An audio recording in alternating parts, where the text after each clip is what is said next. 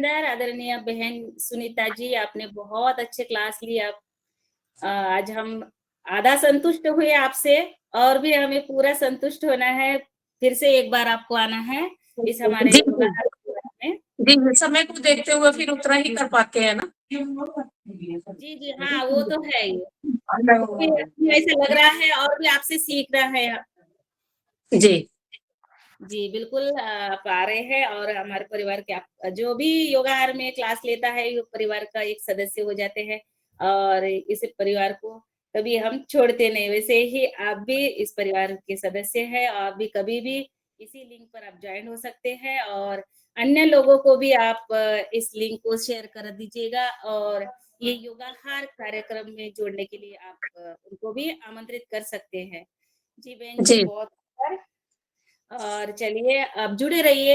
अगला सत्र हम आहार और कृषि, जैविक खेती और समाज सेवा के तरफ बढ़ते हैं। तो आज हमारे साथ डॉक्टर नेहा जी जुड़ी है और नेहा मैडम पिछले 1-2 दिन पहले ही उन्होंने सत्र लिया था और वो था हमारा प्राकृतिक जीवन शैली कैसे हो और हम प्राकृतिक के साथ कैसे जिए, कैसे उस आनंद लिए। तो उन्होंने हमें प्राकृतिक जीवन शैली पर अगला सत्र लिया और आज भी उनका यही सत्र है। प्राकृतिक जीवन जीते हुए हम किन बातों का ध्यान रखें?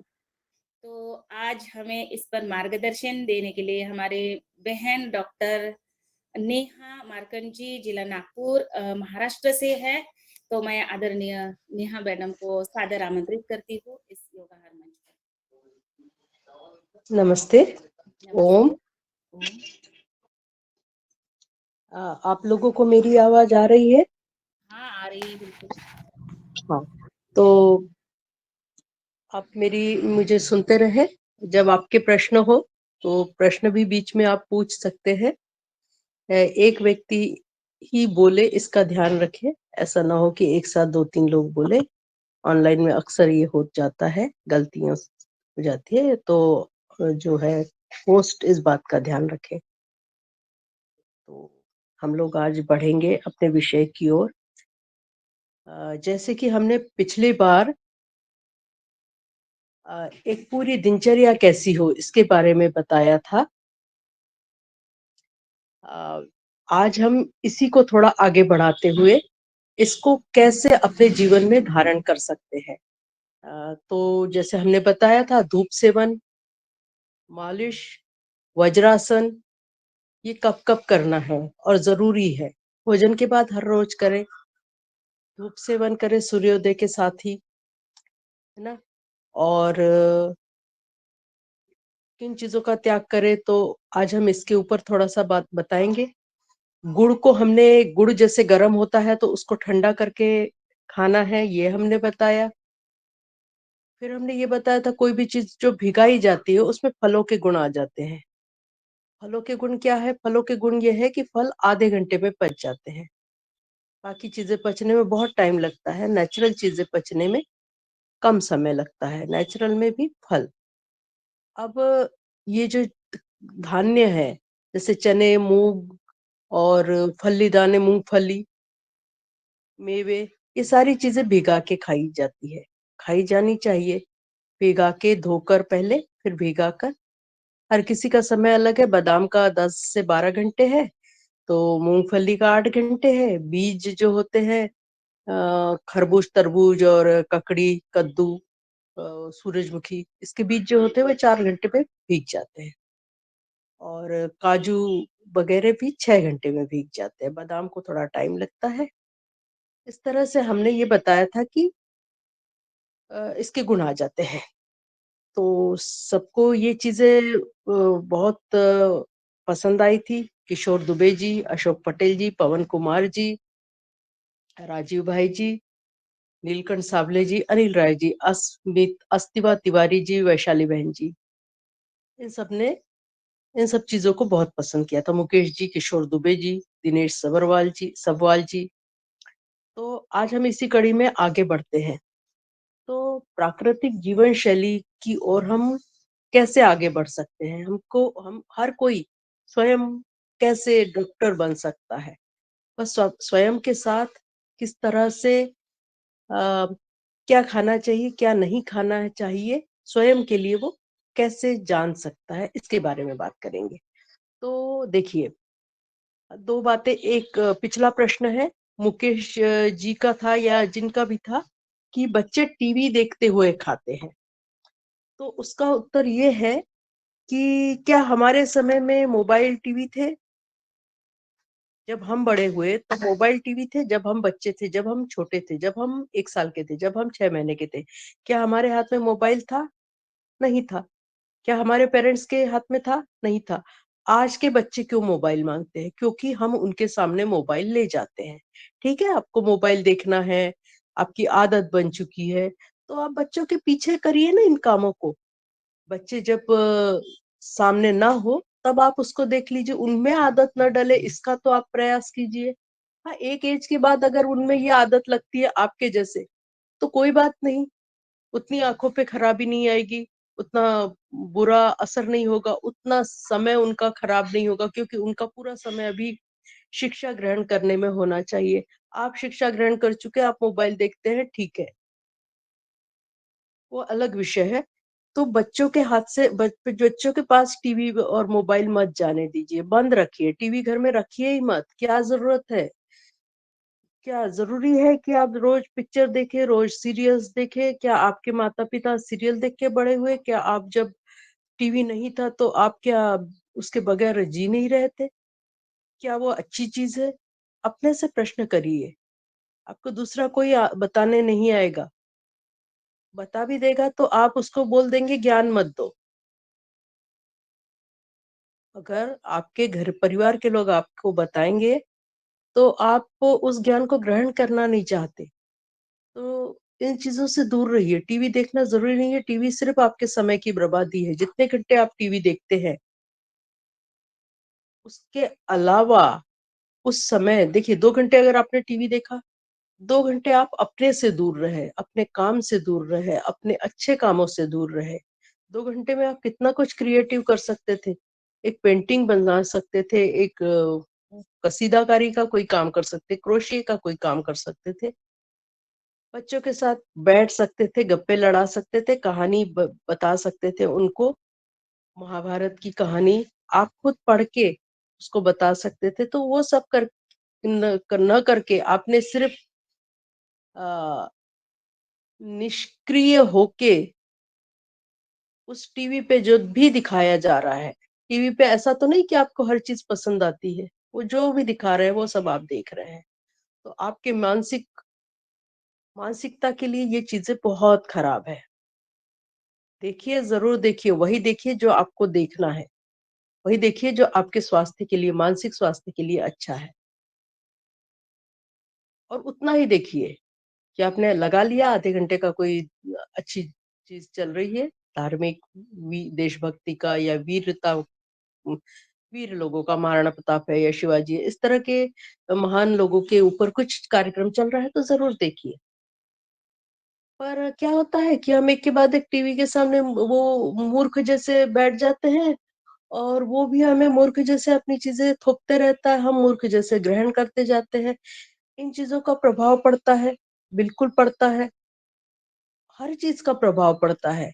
तो बाहर के वातावरण को जब हम घर से बाहर निकलते, सड़क पे निकलते हैं, तो बहुत सी ऐसी चीज़ें होती हैं जो हमें नहीं देखना होता है, नहीं देखना चाहिए, वो हम देख लेते हैं, देखना पड़ता है। लेकिन कम से कम अपने टीवी के सामने तो ऐसे कार्यक्रम ना खोले, ना देखे और ना चलाए टीवी। बंद कर दीजिए, टीवी देखने की ज़रूरत नहीं है, बिल्कुल ज़रूरत नहीं है। आप तो सप्रयास गलत काम कर रहे हैं, मत करिए। अभी हम आते हैं दूसरे विषय पे। इस विषय पे किसी का कोई प्रश्न हो तो वो लिख लीजिए और बाद में पूछिएगा। अब हम विषय पे आते हैं कि कुकर। कुकर में दाल पकती है तो फेस आता है। बिल्कुल आता है, आना ही चाहिए। वो भी समझदार है कि खराब चीज़ को ऊपर लाके साइड में रख देता है। हम थोड़ा और ज़्यादा समझदार बने तो कुकर को हटा दें, कुकर में ना पकाएँ। आप खुले बर्तन में पकाइए, थोड़ा बड़ा बर्तन हो तो ऊपर पानी नहीं निकलता है, तो थोड़े बड़े बर्तन में पकाएं। हो सके सब जिनके अपने खुद के घर है, जिनके किराए के घर नहीं है, वो तो आसानी से मिट्टी के बर्तनों को अपने घर में रखे ही रखे, उनको स्थान दे ही। मिट्टी के बर्तनों में पका हुआ खाना, उसके पोषक तत्व नष्ट नहीं होते हैं, और मिट्टी के बर्तनों में रखा हुआ खाना आधे घंटे तक तो ताजा ही रहता है, इतना गर्म होता है। और दूसरी बात, भोजन बनने के बाद आपको भोजन बनाना है, तुरंत यूज कर लेना है, खा लेना है, उपयोग में ले आना है। क्या होता है कि 50 मिनट के बाद उसके बासी होने की प्रक्रिया शुरू हो जाती है। तो भोजन को बहुत देर से पका रखा है और वो खा रहे हैं, ऐसा संभव हो तो न करें। अब क्या होता है, संभव हो तो क्यों कहा है मैंने, क्योंकि जो स्कूल में जा रही है महिलाएं या जिनके बच्चे स्कूल में जा रहे हैं, उनको तो पका के देना ही पड़ेगा 10 घंटे पहले, 6 घंटे पहले, 8 घंटे पहले। तो उस समय हम कुछ नहीं कर सकते, संभव है, लेकिन अगर जो महिलाएं घर में हैं तो वो ताजा ही पकाए, ताजा ही दे। अब इसमें हम दो बातें आज नहीं जोड़ रहे हैं कि पैक फूड जितना भी है, जैसे चिप्स है, मूंग दाल है, हल्दीराम के जितने भी प्रोडक्ट है उसको ध्यान में आंखों के सामने लाइए। और भी बहुत सारी चीजें हैं, ये सारी चीजें बहुत खराब है। इसमें केमिकल्स डलते हैं, इसके रख रखाव के लिए, टिकाव के लिए, इसमें कीड़े न पड़े इसके लिए। बड़े बड़े वेयर हाउसेस में, वेयर हाउस यानी जहाँ स्टोर करके इन चीजों को रखा जाता है, इसमें ऊपर से भी स्प्रे होता है। जो पैकेट आप खोलते हैं ना, तो उस पैकेट के ऊपर भी कीड़े ना लगे, मच्छर ना लगे, चींटियां ना लगे, कोई भी बाहर का कीड़ा ना लगे, इसके लिए बाहर पे भी स्प्रे किया जाता है। ये अंदर से बाहर तक पूरी खराब है, ये चीजें न खाएं।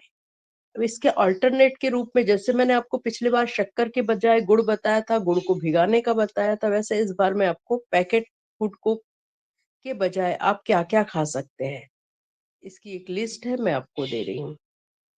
आप शक्करपारे जो होते हैं, जिसको हिंदी में शक्करपारे कहा जाता है, मराठी में शंकरपारे, जो आप मराठी हैं, महाराष्ट्र में रहते हैं, इसलिए मैं इसका मराठी नाम बता रही हूँ। शंकरपारे है, चिवड़ा है, लड्डू है। लड्डू में कई सारे प्रकार है, रवे के हैं, बेसन के हैं। जो फुटाने होते हैं बिना छिलके वाले, जिसको मराठी में डाळवा कहते हैं, उसको थोड़ा भून लीजिए, पीस लीजिए, भूनकर हल्का सा मिनट भर भूनना है। उसके बाद 2 मिनट ठंडा होना है, 1 मिनट में उसको पीसना है, उसको छानना है। उसमें 2 चम्मच घी और मिश्री का पाउडर या गुड़ का पाउडर बनाकर, बाहर से जो गुड़ का पाउडर आता है या जो भी पाउडर आते हैं, उसमें स्प्रे करना पड़ता है रखाव के लिए, टिकाव के लिए, उसमें सूखापन बना रहने के लिए। वो भी मत लीजिए।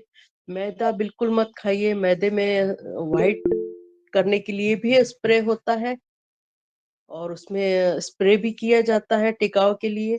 साथ में मैदा तो अपने आप में घर का भी बना हो तो बहुत बुरा है, क्योंकि वो बहुत बारीक होता है, वो लुगदी होता है, वो पतंग को जैसे चिपकाने के लिए जो लेई बनती है ना, उसके सारे गुण मैदे में होते हैं, तो वो हमारे अतड़ियों में चिपकता है और उसका पाचन नहीं होता। ये जितना भी कुछ मैं बता रही हूँ, आम लोगों के लिए बता रही हूँ। इसमें खिलाड़ी, दौड़ने वाले, बहुत व्यायाम करने वाले लोग शामिल नहीं है, मजदूर भी इसमें शामिल नहीं है। ये लोग कुछ भी खा सकते हैं, कुछ भी पचा सकते हैं, लेकिन मांस भक्षी कोई ना बने। मांस के ऊपर हम थोड़ी देर बाद बोलेंगे, अभी हम दूसरा विषय ले रहे हैं। तो हम है पैकेट फूड के ऊपर। तो पैकेट फूड में हम इसके बजाय क्या क्या खा सकते हैं? देख रहे तो हैं पैकेट जैसे फूड हम, के विषय में क्या बता रही हैं ये मैडम। इनका अनुभव बोल जी, रहा है, ये नागपुर से ही है। क्या पूछ रहे हैं, क्या बता रही हैं, क्या बोला है, मैंने नहीं सुना, फिर से बोलिए। हाँ, शायद कोई प्रश्न नहीं है, हो तो रिपीट कीजिए।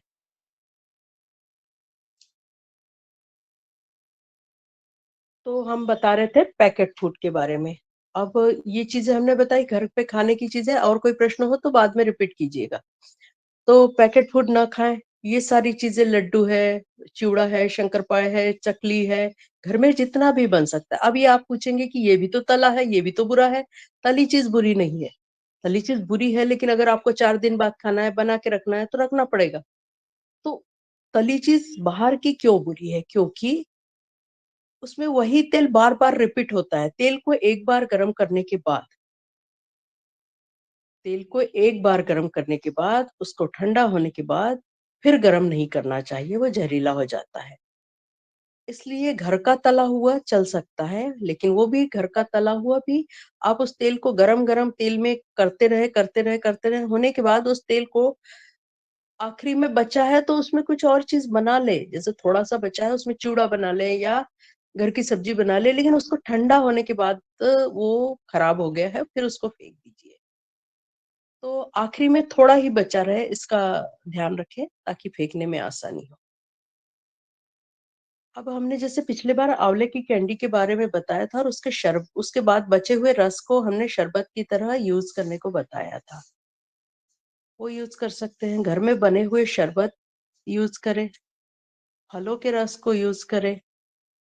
कमरख एक फल आता है, बहुत खट्टा होता है, उसका शरबत बना के यूज कर सकते हैं। आंवले का कर सकते हैं।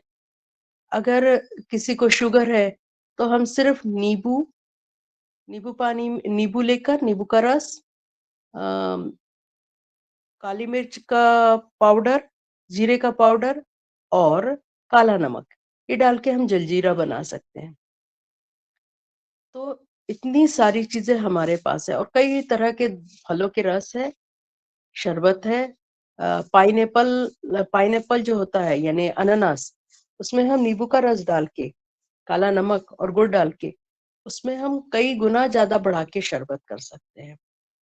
एक बड़े साइज के अनानास में हम कम से कम 50 से 60 ग्लास शरबत बना सकते हैं।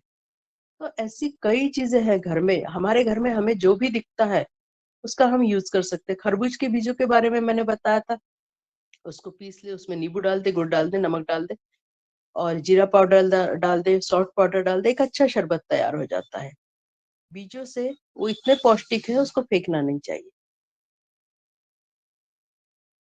फिर जितने भी जैम, जेली, शरबत पैक आते हैं, वो सब आपके स्वास्थ्य के लिए हानिकारक है।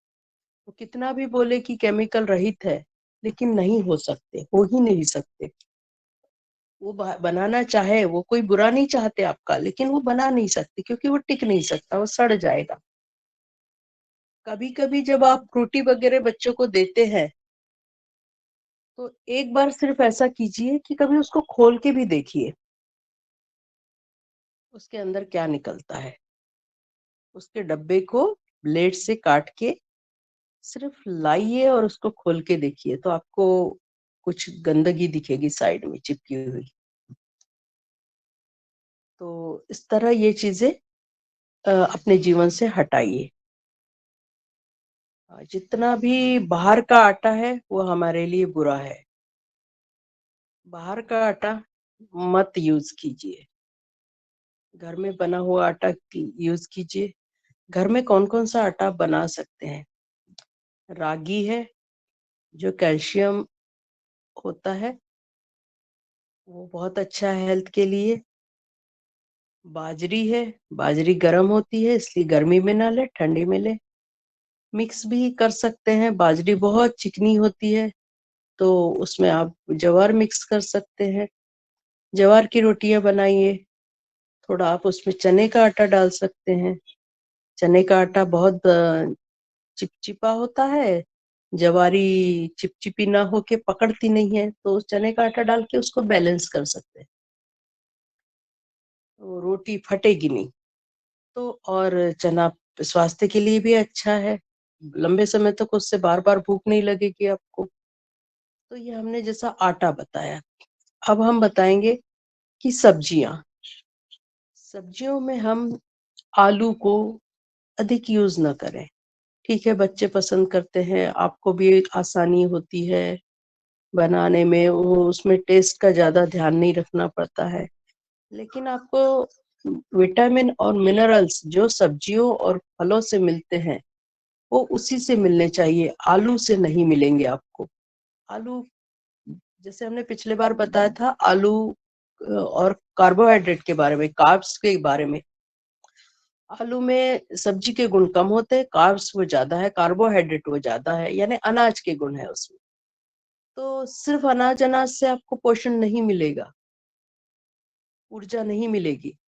तो आपको सब्जियां और फलों के लिए हरी सब्जियां खाइए। तुरई है, लौकी है, गिलके है, जिसको गलगले, गिलके ये क्या कहते हैं, तुरई है, हरी जितनी भी सब्जियां हैं। भिंडी का सेवन कीजिए, भिंडी चबा के खाइए, उसके में बीजे होते हैं। वो जिन लोगों को किडनी की तकलीफ है उनके लिए टमाटर के बीज और भिंडी के बीज ठीक नहीं है। भिंडी थोड़ी सी हैवी होती है पचने में, तो दिन में भिंडी का सेवन कीजिए। मूली है, मूली का सेवन आप दिन में कीजिए, रात में मत कीजिए। दही का सेवन दिन में कीजिए, रात में मत कीजिए। इस तरह से दूध का सेवन दिन में कीजिए, दिन में मत कीजिए, रात में कीजिए। दूध पचने में भारी होता है, वो पूर्ण आहार भी है, तो सोते समय ही उसका पचन ठीक हो सकता है। दिन में आपको पित्त की तकलीफ हो सकती है दूध पीने से, खट्टापन लग सकता है, गले में ऐसा खट्टापन, तो वो नहीं पिया जाता है, उसके पाचन में दिक्कत होती है। पाचक चीजों में छाछ है, दूध की अपेक्षा दही पाचक है, और उसमें पानी डाल दो तो वो ज्यादा पाचक हो जाता है छाछ रूप में। तो ये चीजें हैं। हम मांस के बारे में अब बात करेंगे। मांस, शारीरिक रूप से मांस हमारा भोजन ही नहीं है, हमारा शरीर मांस पचाने के लिए बना ही नहीं है। जो मांसाहारी जीव होते हैं उनकी अतड़ियां बहुत छोटी होती है, 1 हाथ लंबी। और जो शाकाहारी जीव होते हैं, जैसे हम हैं, हमारी अतड़ियां बहुत लंबी होती है, ऐसी ऐसी ऐसी ऐसी, और बहुत इतनी चौड़ी होती है। तो हमारे लिए वो वहां तो फंस जाता है, वो मांस निकलता नहीं है। मांस के पचन में 3 महीने लगते हैं, तब कहीं मांस पचता है। बहुत सी ऐसी चीजें जो पचती नहीं है, और हमें लगता वो हमारा मांस बढ़ा रही है, वजन बढ़ा रही है, यही सब खराब चीजें बढ़ा रही है। हमारे मन में सोचिए कि जो मांसाहार करते हैं उनके उनको कितनी बद्दुआएं मिलती है। जो जो कट रहा है, जो बच्चा, जो जीव कट रहा है, क्या वो आपको दुआएं दे रहा है? बिल्कुल नहीं। तो मांसाहार जो है बिल्कुल भी उचित नहीं है। अच्छा, फल सब्जियां उचित क्यों है? क्योंकि ये हमारी अतड़ियों को साफ भी करती है और पोषण भी देती है, और हमें सात्विक भी बनाती है। मांसाहार तामसिक आहार है, और हमारी वृत्तियों को तामसिक बनाता है। किसी का कोई प्रश्न है इस संदर्भ में?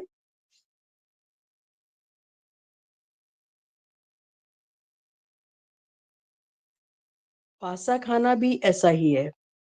जब हम बासा खाना खाते हैं उसमें कीड़े जमा हो जाते हैं, न चाहते हुए भी हम मांसाहार करते हैं। प्रत्यक्ष में हमें पता है कि हम मांस नहीं खा रहे हैं, लेकिन हम मांस ही खा रहे होते कि उसमें कीड़े जमा हो जाते हैं। जी, हम अनुरंजना बात जी, करें। शैलन जी का सवाल है, उनको ले लीजिए। जी, जी।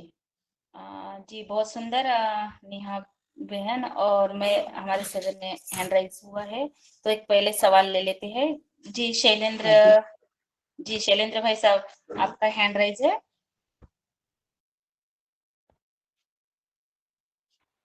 शैलेंद्र मौर्य जी। अगर है सवाल तो वो पूछ लीजिए, ताकि आपके दिमाग में अच्छा रहे कि इतने विषय तक आप क्लियर हो जाएं। हाँ, ये सही होता है। हाँ, फिर बहुत चलिए, सारे प्रश्न उनके दिमाग।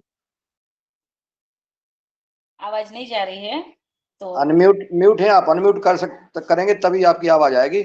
और अभी तक जो बहन जी ने मार्गदर्शन दिया है उस पर जिनके सवाल हो वो कर सकते हैं।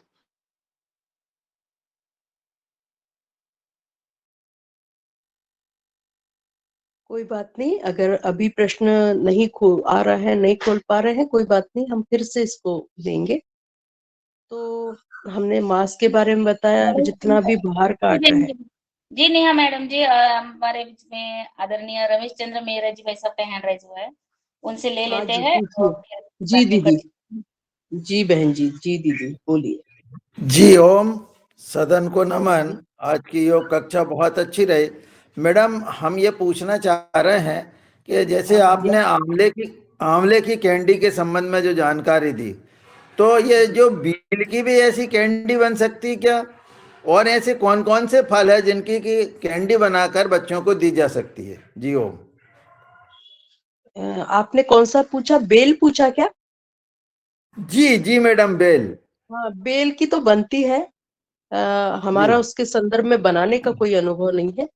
और देखिए, सिर्फ एक ऐसा फल है आंवला, जिसको सुखाकर, उबाल कर और कुछ भी कर लो तो उसके पोषक तत्व वैसे के वैसे बने रहते हैं। बाकी जी हर चीज उबलने के बाद, गर्म करने के बाद उसके पोषक तत्वों में कमी आती है। तो आंवले का ऐसा नहीं है, तो आंवले को बना सकते हैं आप, इसलिए आंवले की बनाई जाती है और इसलिए जी आंवले को खाया जाता है। बना के तो हम सभी रखे, लेकिन उसमें कोई मतलब नहीं है। वो सिर्फ पेट जी भरने की चीजें हो जाएगी, स्वाद की चीजें हो जाएगी, पोषक नहीं होगी। मतलब जी हम जी जैसे सोचे तो खुरमानी होती है। खुरमानी को भी हम अगर चाशनी में उबाल ले और फिर उसको कोटिंग कर ले, सूखे शक्कर, सूखा पाउडर की 4-5 चीजें होती है, शक्कर, नमक, काली मिर्च, जीरा, ऐसा करके सौंठ, उसका पाउडर बना के उसमें कोटिंग करते हैं सुखाने के बाद। तो जी लेकिन जो चीज पोषक नहीं है उसको क्यों बनाएंगे, तो सिर्फ आंवले की ही बनाइए, ये अच्छा रहेगा। जी तो जी आंवले में सारे सूखने के बाद, उबालने के बाद उसमें पोषक तत्व नष्ट नहीं होंगे, और आंवला बहुत गुणकारी है। जी अ, ठीक है, धन्यवाद जी। आपके प्रश्न का उत्तर अगर नहीं मिला है तो फिर आप रिपीट कीजिएगा बाद में। अभी हम एक और बात बता दें कि अंजीर, जिन लोगों के पेट में पाचन शक्ति जिनकी अच्छी नहीं है, वो एक तो त्रिफला लें। दूसरी बात, त्रिफला नहीं ले सकते स्वाद के लिए, ठीक नहीं लगता, तो अंजीर है, इसबगोल है। अंजीर 2-3 भिगा देना है, या तो सुबह लेना है या रात में लेना है। तो रात को भिगाएंगे तो सुबह ले सकते हैं, सुबह भिगाएंगे तो रात को ले सकते हैं। इन सारी चीजों को धोने का तरीका मैंने बताया था, फिर एक बार बता दूं कि इनको धोया जाता है। पहले 1 मिनट पानी में डुबा के रखिए, पानी फेंकिए, फिर उसको एक बार धोइए और फिर भिगा के रखिए। तो उसपे जो स्प्रे केमिकल करना ही पड़ता है स्टोर करने के लिए, तो वो उसके दुर्गुण जो है नष्ट निकल जाते हैं। पानी से वो साफ हो जाता है। ठीक है। और जैसे कई बार ऐसा होता है बारिश वगैरह में, तो कि नमक डालना चाहिए पानी, सब्जियों को धोने के लिए नमक के पानी से डुबा लेना चाहिए। और एक और बात यहाँ पे मैं बता दूं कि सब्जियां जितनी भी बहुत सुंदर होती हैं, हरी होती हैं, वो कभी ना खरीदे, उनमें केमिकल चढ़ा होता है। एक नॉर्मल सब्जी होती है ना, जैसे थोड़ी मुरझा गई है, इस तरह की सब्जियां जो थोड़ी रंग में ठीक नहीं है, तो सब्जियां असली है। जिनमें रंग चढ़ा है, जैसे बहुत ज्यादा हम अपना क्रीम पाउडर लगा के कैसे हम बहुत ज्यादा सफेद हो जाते हैं, बस उसी तरह का कुछ है। तो सब्जियां हरी, बहुत हरी है, बहुत सुंदर दिख रही है, उसको मत खरीदिए। अब अ, जिनका हीमोग्लोबिन कम हो जाता है, हीमोग्लोबिन अक्सर महिलाओं में कम हो जाता है, वो क्या क्या ले सकते हैं, घर में वो ठीक हो सकते हैं। पहली बात तो हीमोग्लोबिन, अगर किसी की आंखें ऐसी झपक नहीं रही है, बहुत थकान महसूस कर रहे हैं, तो वो जरूर हीमोग्लोबिन चेक कराएं एक बार। और अगर हीमोग्लोबिन डॉक्टर बता दे कि कम है आपका, तो तुरंत आप अनार का जूस, बीट रूट का जूस, और ये अंजीर, अंजीर अगर आप अपने खाने में, भोजन में, अपने जीवन में शामिल कर ले तो फिर आपकी बहुत सारी समस्याएं खत्म हो जाती है। अंजीर महंगा होता है थोड़ा, लेकिन आपको मैं बता दूं कि ये जितनी भी चीजें मैंने बताई है, थोड़ी महंगी अगर लगती है तो इसके फायदे फिर भी क्यों ज्यादा है, क्योंकि इनको पकाना नहीं पड़ता, उबालना नहीं पड़ता, सिर्फ आपको डब्बे से निकालना है, भिगाना है, धोना है, भिगाना है और खाना है। तो आपका कुकिंग का समय बचता है, आपको बिना कुछ किए एक चीज मिल जाती है, बिना कुकिंग किए, बिना मेहनत के। आप डब्बे में रख के भी ले जा सकते हैं मेवे, मेवे कहें या फली दाने, चने, मूंग या जो भी भीगी हुई चीज। अब जैसे चने हैं तो चने में नारियल के टुकड़े, ककड़ी के टुकड़े और जो भी चाहे चीज आपको अच्छी लगती हो, गाजर है, बीटरूट है, टमाटर है, ज्यादा पसंद हो तो प्याज है, ये सब डाल के आप ले जा सकते हैं डब्बे में भी।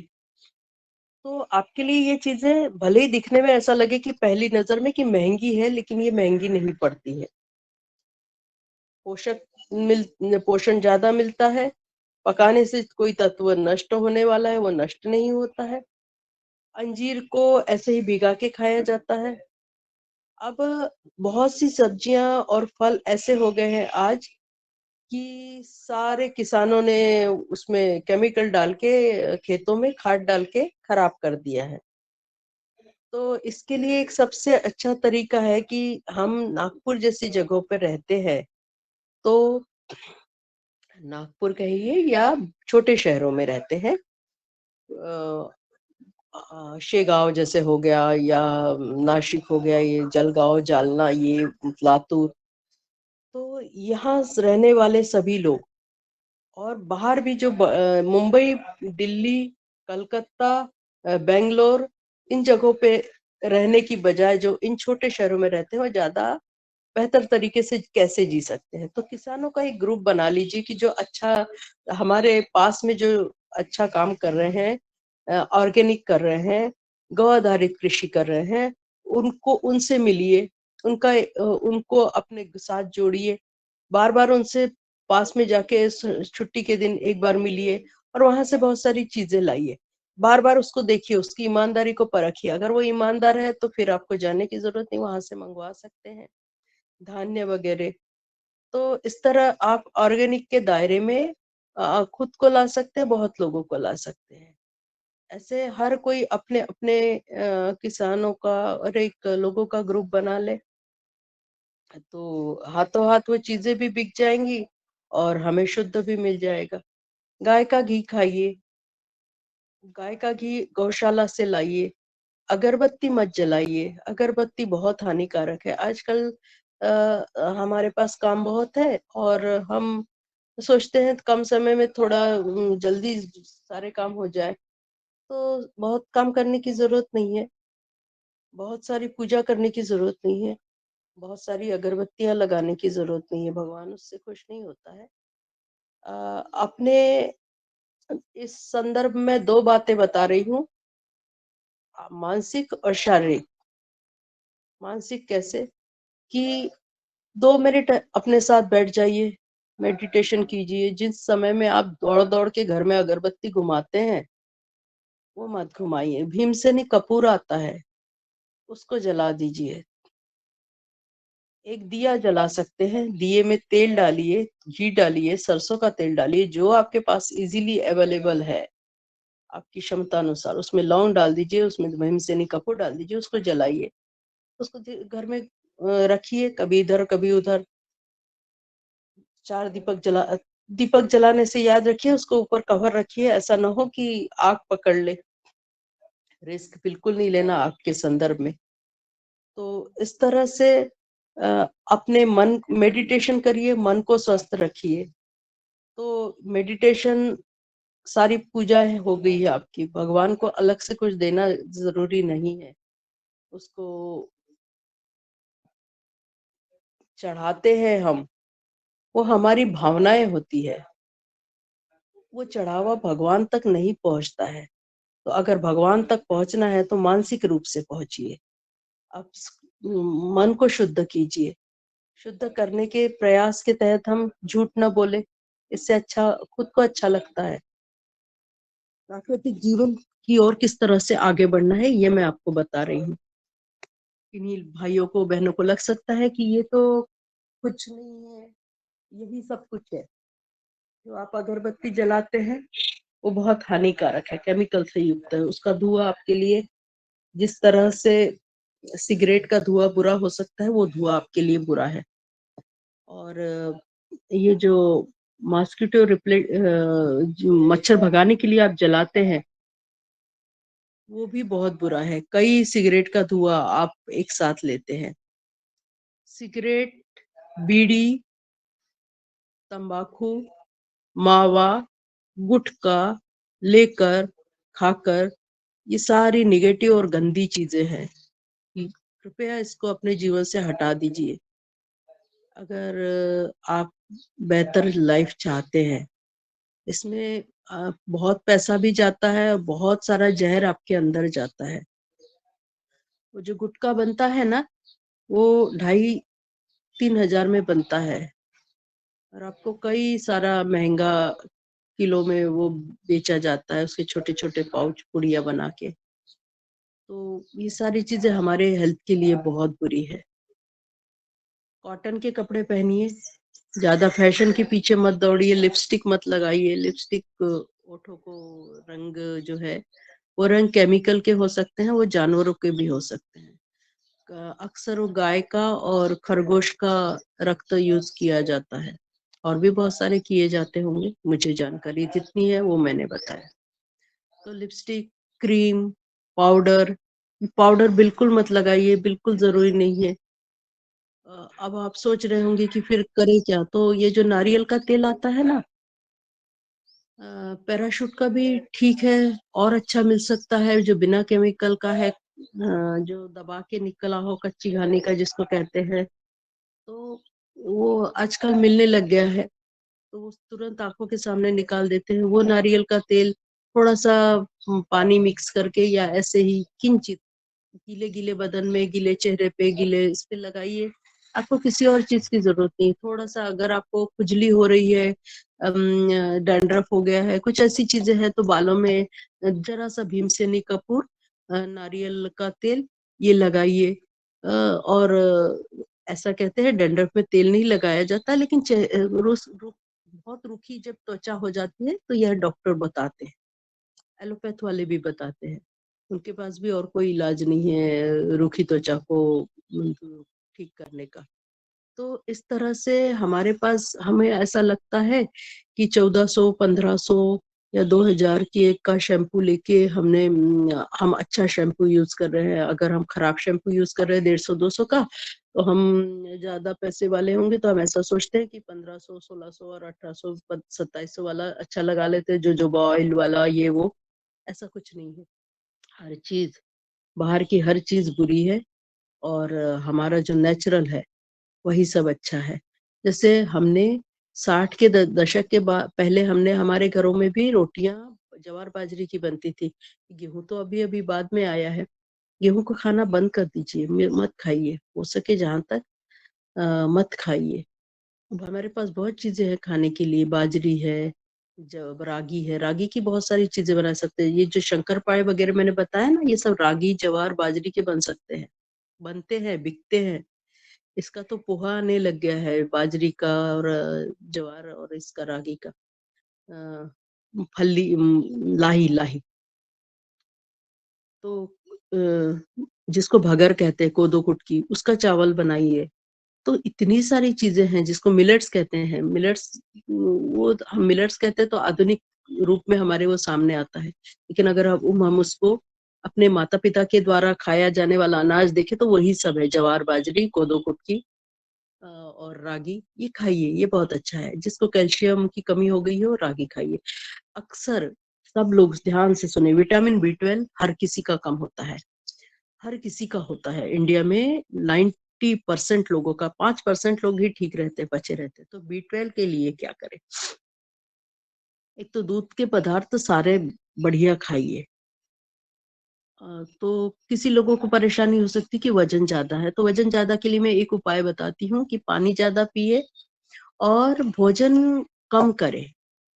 क्या होता है, जब आप भोजन ज्यादा करते हैं तो एक आदत बन जाती है आपके शरीर को मांस बनने की, फिर वो शरीर को लगता नहीं है, सिर्फ वजन बढ़ता है।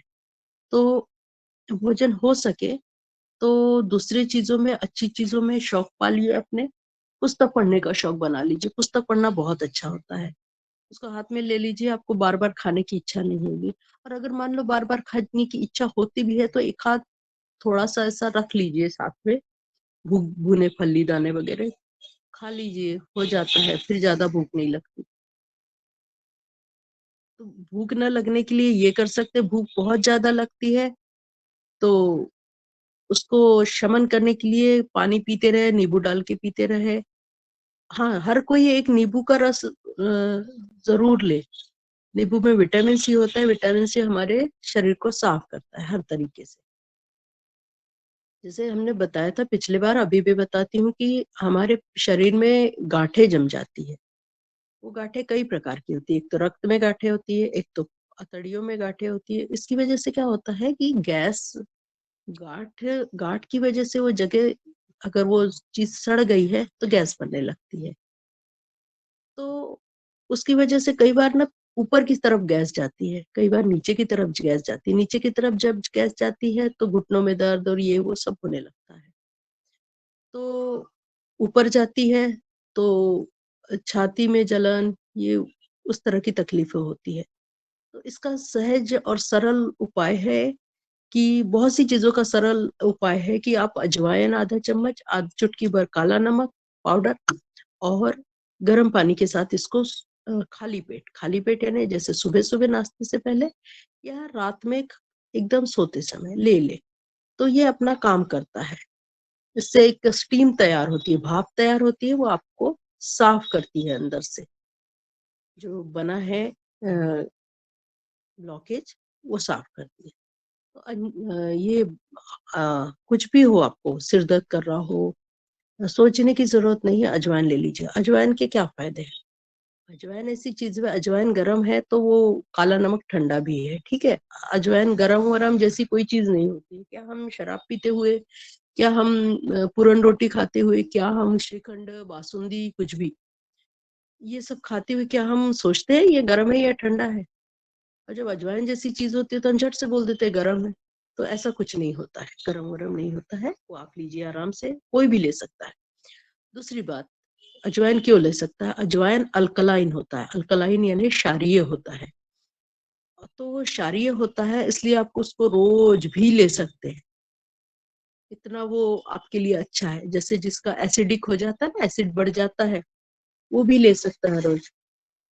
तीसरी बात, एक बहुत अच्छी बात, पालक, मेथी और कुछ भी ऐसी पत्ते वाली सब्जियां हैं, इनको, इनके ऊपर स्प्रे होता है। ये चीजें अब खाने लायक नहीं रह गई है, लेकिन हम क्या कर सकते हैं, इसको ब्लांचिंग बोला जाता है। कैसे ब्लांचिंग क्या होता है मैं बता रही। गरम गरम पानी खौला लिया, उसमें वो डाल दिया, 1 मिनट रखा, निकाल लिया, उसके सारे जो ऊपर के कीटाणु हैं वो खत्म हो गए, पालक हो मेथी हो, और उसकी फिर सब्जी बनाए तो वो अच्छा है। एक पदार्थ होता है आर्सेनिक। अगर किसी को इस तरह की कोई समस्या हो, आर्सेनिक पालक में आ जाता है जल्दी से, और वो लाल चावल होता है उसमें आर्सेनिक आ जाता है। तो ये अच्छे होते हैं, लेकिन ये जमीन से आर्सेनिक को शोषित भी करते हैं, तो इसको संभल के सेवन करें। वड़े, दही वड़े जो बनते हैं उड़द की दाल के, उसके साथ दही का प्रयोग बिल्कुल नहीं होना चाहिए, इसलिए मूंग की दाल के वड़े बनाए जाए। मूंग के बना सकते हैं, शायद बना के देखिए, मसूर के भी हो सकता है, उसमें थोड़ा डाल लिए तो सॉफ्ट बनेंगे। थोड़ा उसमें सोडा तो नहीं डालना है, थोड़ा उसमें तेल डाल सकते हैं तो सॉफ्ट बन जाएंगे। तो इस तरह से उड़द के दाल को भी मत खाइए। और पत्तियों को कैसे खाना है ये मैंने बताया। तो प्राकृतिक जीवन को जीने के लिए भी हमको बहुत सारे प्रयास करने पड़ते हैं, इतना सरल भी नहीं है, क्योंकि आज सारा अप्राकृतिक चीजों का जमाना है।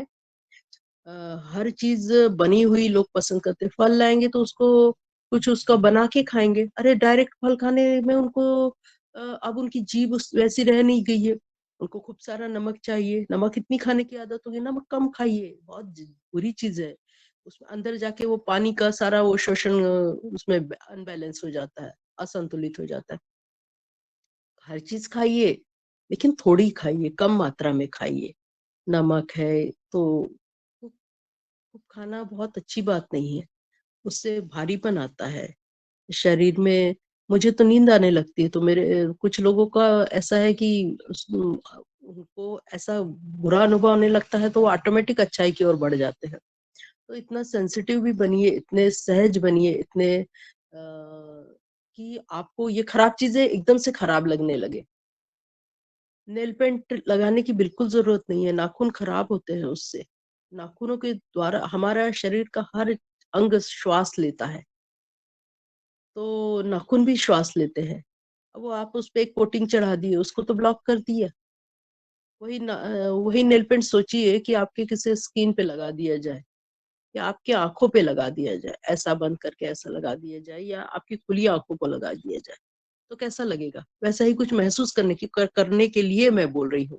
उसको लगाने की जरूरत नहीं है, या मैं उसके लिए आपको प्रोत्साहित नहीं कर रही, मैं आपको बता रही हूँ कि हमें महसूस कैसे होना चाहिए, कि महसूस ऐसे हो कि नाखून उसमें श्वास नहीं ले पाते हैं, तो ये चीजें यूज मत करिए। क्रीम, पाउडर, पाउडर ब्लॉक कर देता है इन सब चीजों को, कभी मत लगाइए। उसके बजाय तेल बताया, जैसे आपको नारियल का तेल घर पे भी बनाया जा सकता है, यूट्यूब पे देखिए उसको।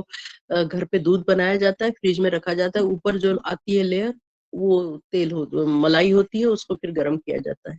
शायद, मैंने बनाया नहीं है कभी, लेकिन उसको शायद गर्म किया जाता है तो वो मलाई ऊपर आ जाती है, उसका तेल घर पे भी बना सकते हैं।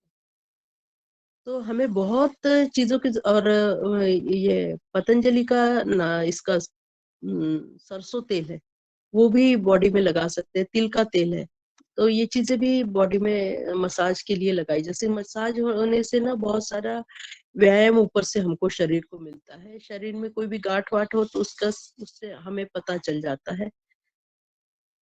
किसानों का एक ग्रुप जरूर बनाइए, और जब बनाते हैं तो मुझे भी उसमें जोड़िए, कि और अपने आसपास के लोगों को भी बताइए क्या खाएं क्या ना खाएं। मिठाइयाँ वगैरह घर पे ही बनाइए। बाहर की मिठाइयों में कई बार ऐसा आया है कि कीड़े मिले, तो क्यों हम बाहर के खाएं? हमारे पास इतने लड्डू के प्रकार है। और दूसरी बात, ये जितने भी पैक फूड है, जिसमें सबसे बड़ी बात है कि हम चॉकलेट को बहुत अच्छे से गिफ्ट में दे देते हैं, खरीद लेते हैं, खाने के तो इतने शौकीन हो जाते हैं। वो चॉकलेट भी आप घर पे बना सकते हैं।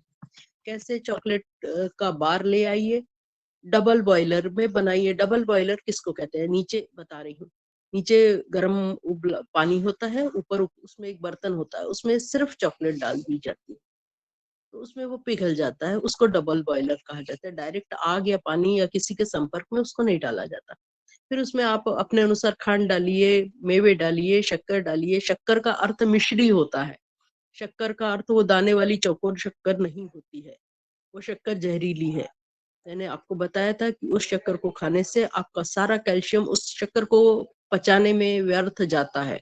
जिस कैल्शियम की जरूरत हड्डियों के लिए होनी थी, हड्डियों के बेहतरी के लिए, उनके विकास के लिए होना था, उसका दुरुपयोग हो रहा है उस शक्कर को पचाने में। उस शक्कर को जिसमें कोई पोषक तत्व नहीं है। गुड़ खाइए।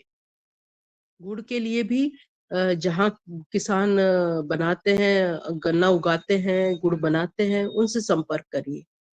और इन सब चीजों का एक ग्रुप बनाइए। कौन कहाँ क्या अच्छा काम कर रहा है उसकी लिस्ट बनाइए, उसमें मुझे भी बताइए, मुझे भी जोड़ते जाइए। इतना हम एक दूसरे का भला कर सकते हैं। अब ये सारी चीजें तो हमने बता दी। एक परिवार की तरह जिए, कि छुट्टी के दिन भी हम सब मिले। ऐसा नहीं कि सिर्फ योगा के क्लास में हम है, बाद में हम एक दूसरे के चेहरे भी ना देख सके, ना देखना चाहे। ऐसा वातावरण अक्सर हमारे यहाँ है। तो उस वातावरण को तोड़ने की कोशिश कीजिए। इससे हमारा हर तरह से मानसिक और शारीरिक से भला होगा। मानसिक रूप से हमें समाधान मिलेगा, शारीरिक रूप से इस तरह की हम इन सब लोगों का एक ग्रुप बना के उनका हम एक दूसरे को फायदा पहुंचा सकते। किसानों को ग्राहक मिलेगा, ग्राहक को अच्छी चीजें मिलेंगी। किसान प्रोत्साहित होगा कि मुझे अच्छा पकाना है, अच्छा वो उपजाना है, क्योंकि अच्छे लोग हैं। इस तरह हम एक दूसरे का बहुत भला कर सकते हैं। मेडिटेशन जरूर करिए। मेडिटेशन वो मेडिटेशन जो मैंने बताया था, जिसमें हम ईश्वर का धन्यवाद करें कि तूने हमें इतना कुछ दिया है। सड़क से लेकर, पानी से लेकर, हर चीज तक, जहाज से लेकर, अपनी मोटरसाइकिल से लेकर, हर चीज जो हम यूज करते हैं। और हर विद्या जो है हमारे पास आई है, वो भी ईश्वर से ही आई है। भले ही जो हमने नहीं बनाया, वो भी ईश्वर से ही प्राप्त हुआ है। तो ईश्वर के प्रति धन्यवाद करिए। और ओमकार करिए 6-7 मिनट का, श्वास प्रश्वास लीजिए। सिर्फ मौन करना है, ये सब मौन संवाद होगा ईश्वर से आपका। फिर कल जो हमने जीवन जिया, उसके लिए, उसमें जहाँ कहीं गलती हो, जहाँ कहीं हमने अच्छा किया, उस सबको ईश्वर से बताइए। गलती की है तो गलती न करने का प्रण लीजिए। आगे के दिन की क्या हम आज के दिन अच्छा करने वाले, वो ईश्वर के सामने बताइए मौन रूप में। तो ज्यादा से ज्यादा मौन का पालन कीजिए। मौन का पालन करने से आप लोगों में लोकप्रिय नहीं होंगे, लेकिन आपको लोकप्रिय होने से ज्यादा अच्छा होना है। जहाँ आपका काम है, जहाँ आपका बिजनेस है, वहां आपको बोलना पड़ेगा, वहां बोलिए, लेकिन इतना ही बोलिए जितना काम का है। भी कम चीजें मत बोलिए। मौन एक बहुत अच्छा साधन है अपने आप को बेहतर बनाने का। बिल्कुल, बेशक आपके मौन से बहुत लोगों को बहुत तकलीफ होगी। आपकी अच्छी दिनचर्या से लोग आपको नाम बुरा बोलेंगे कि अरे क्या तुम ये सब इतना ज्यादा करते हो। ये सब नहीं सोचना, जो मिलता है खा लो, कुछ नहीं होता। देखो मैं, लेकिन उस मैं को नहीं पता कि वो 2 साल बाद उसको कैंसर इसी से होने वाला है। वो आज मावा खाता है, गुटखा खाता है, कभी भी खाता है, कभी भी सोता है, कभी भी जीता है। दिनचर्या अपनी व्यवस्थित कीजिए। धन्यवाद। मैं यहाँ पे रुकती हूँ। साथ में अभी प्रश्न चलेंगे और मैं बोलूंगी बहुत सारा।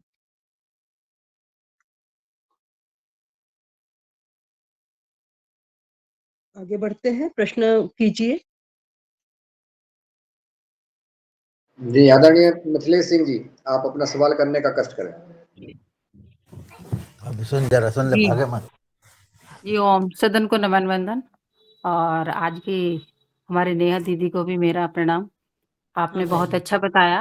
प्रश्न मेरा नहीं है, बस मैं आपकी बात को सपोर्ट करूंगी कि जो आपने कहा कि एक ग्रुप बनाइए किसानों का, और ये ग्रुप जो बना हुआ है जिसमें हम बात कर रहे हैं, ये किसानों का एक ग्रुप है। और दूसरी बात जो आपने कही कि हम लोगों को मिलना चाहिए, ये भी बहुत अच्छी बात है।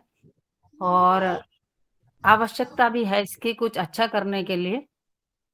जी, बस जी, मैं इतना ही बोलूंगी। धन्यवाद। धन्यवाद जी। आपने बहुत अच्छा कहा, हम लोगों को मिलना चाहिए। मिलने से देखिए, जब 2 बुरे लोग मिलते हैं तो शराब पीते हैं। हम 2 अच्छे मिलेंगे तो कुछ अच्छा ही करेंगे। बस इतना ही। जी, बहुत सुंदर। धन्यवाद मिथिलेश बहन। और आगे आदरणीय रमेशचंद्र मेहरा जी। जी ओम, सदन को नमन। मेरी एक नातनी है जो बहुत काला नमक खाती है, तो मैडम इसको कैसे समझाया जाए? ये काला नमक नुकसानदायक है या नहीं? आपकी एज क्या है ये बताइए। मेरी तो 72 साल उम्र है, पर मेरी नातनी है वो 8 साल की है। वो काला अच्छा, नमक बहुत। जी, उसको आदत कैसे पड़ी ये बताइए। उसका बाप जो है वो नमक डाल डाल के खाता सब्जी में, इसलिए उसको आदत पड़ गई। अच्छा, तो इसको हटाना तो आप ही को प्रयास करने पड़ेंगे। घर में उसके सामने नमक मत दीजिए, उसको अलग से खिलाइए, उसको उसके पसंद की दूसरी चीजें दीजिए, फल सलाद दीजिए, और वो खाने की तरफ उसका रुझान बढ़ाइए, आदत बढ़ाइए। आदत बढ़ेगी तो हो सकता है इसकी ये आदत छूट जाए, हो सकता है क्या पक्का हो सकता है। उसको करना पड़ेगा बहुत प्रयास। जैसे हमने बताया था पिछले बार कि बच्चे मोबाइल देखते हैं, टीवी देखते हैं, तो मोबाइल टीवी क्यों देखते हैं? आप खुद उनके सामने देखते हैं, तो आप मत देखिए। तो आपको सुधरना होगा, तभी लोग सुधरेंगे। जी, उस बच्ची के पिता से कहिए कि अब तो भी वो नमक खाना कम कर दे और सात्विक खाए, तो ये समस्याएं हल हो सकती है। जी जी। काला नमक सब उतना लोग भी, नुकसान, काला नमक भी सब उतना ही चीज नुकसानदायक है? बिल्कुल, यस, हाँ, हर चीज जो ज्यादा है वो नुकसानदायक है। जी अब यहाँ पे मैं अगर आपसे कहूँ कि और 4 घंटे मुझे सुनिए, मुझे बड़ा मजा आ रहा है आपके साथ, क्या आप सुनना चाहेंगे? नहीं। नहीं सुनना चाहिए, क्योंकि हर एक चीज की एक लिमिट होती है, तो लिमिट के अंदर ही हर चीज अच्छी लगती है। तो उसको नमक बंद करवाइए, उसके पिता से भी बोलिए। और वो कितना खा लेती है एक दिन में, ये तो बताइए।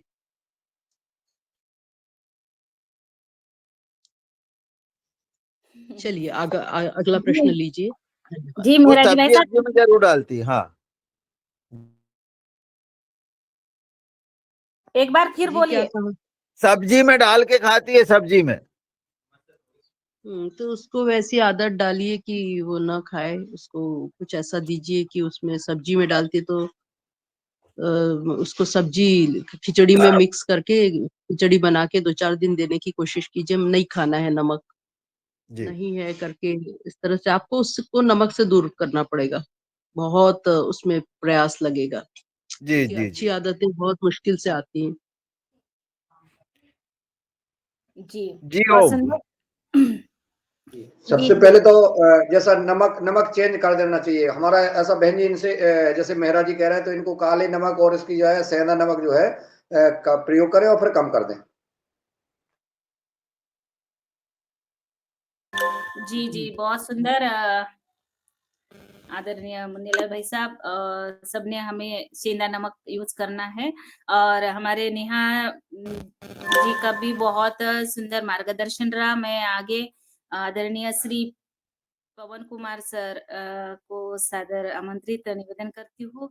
पतंजलि अनुसंधान केंद्र हरिद्वार से कि आप आए और आप आज के हमारे मुख्य वक्ता आदरणीय नेहा जी से कुछ संवाद, कुछ आपकी बातें होगी तो आप प्रस्तुत करें। जी आदरणीय पवन कुमार सर। जी जी जी, धन्यवाद रंजना जी, बहुत सुंदर आज का संवाद हमारा बहुत बढ़िया चल रहा है। आज मैं पुनः हमारे रिक्वेस्ट को आपने माना नेहा जी, आपका इसलिए आपका अभिनंदन, क्योंकि ये बातें हमें बार बार करनी है। और फिर आपने तो आगे चल के इसमें ये भी कह दिया कि अब हमें मिलना भी है। तो ऐसे जी ही ये कारवां चलते रहेगा, ऐसे ही ये बातचीतें आगे रहती रहेंगी। ऐसे ही जो हम सीख रहे हैं जिंदगी में, ये नई चीजें जो हम पुरानी चीजों को नए तरीके से फिर से सीखने का प्रयास कर रहे हैं। तो बिल्कुल ये संवाद हमारा जारी रहे, और ये संवाद के माध्यम से हम अपनी आदतों में परिवर्तन करें। आदतें हम और सकारात्मक तरीके से अपने आप को, जो आज की वर्तमान परिस्थितियां हैं उसके अनुसार भी हमें अपनी आदतों को और हमारे जीने के जो तरीके हैं उसमें बदलाव करने की जरूरत है। क्योंकि उसमें उसका आदतों में बदलाव नहीं होने की वजह से हम कई सारी चीजों पर समस्याओं का सामना हमें करना पड़ रहा है।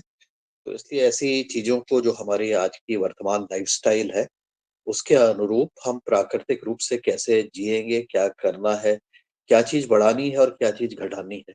मेरे ख्याल से कुल मिलाकर के इसी का ही खेल है कि क्या चीज हमें कुछ ज्यादा कर लेना है, क्या चीजें हमें अब नहीं करनी है, या उसको धीरे धीरे कम करना है। तो इसी से ही हम ये बैलेंस बना पाएंगे अपने जीवन का, अपने जीवन की जो लाइफस्टाइल है और उन सब चीजों का। क्योंकि मैं अभी एक न्यूज़ पढ़ रहा था, एक आर्टिकल पढ़ रहा था, उसमें ये लिखा हुआ था कि पिछले 100 साल में जितना हमने इस धरती में कंजम्पशन किया है, जितना हमने प्राकृतिक संसाधनों का उपयोग किया है, जितना पिछले 100 साल में किया था, अ, उसकी अगर तुलना करें कि पिछले 6 साल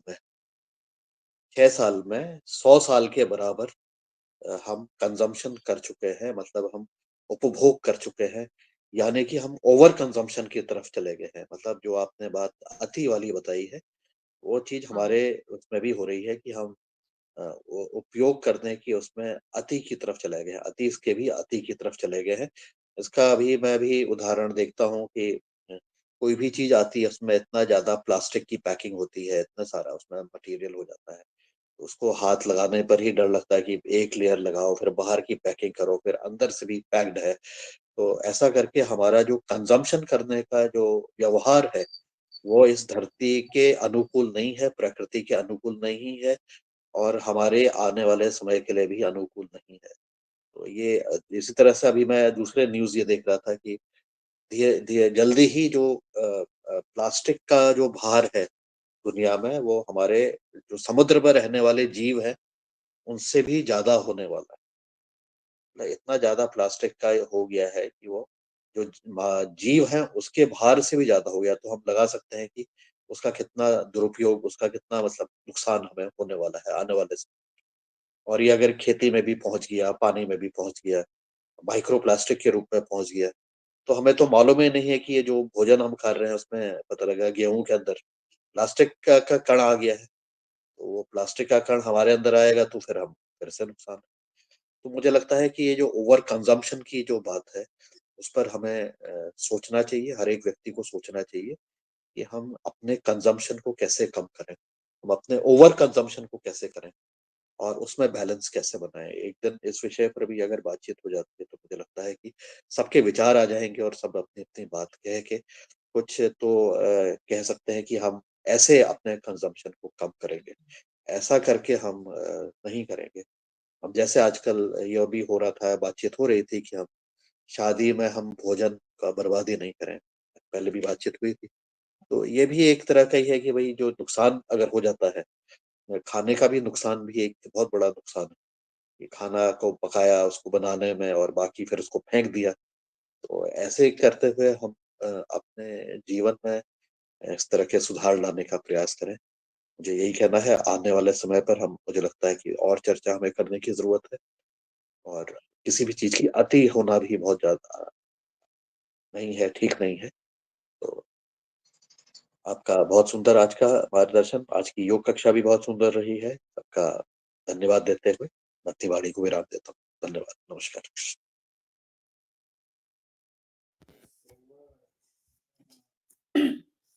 जी, धन्यवाद सर। बहुत महत्वपूर्ण आपका मार्गदर्शन। और आज आगे हम आदरणीय डॉक्टर किशोर दुबे सर। धन्यवाद रंजना बहन।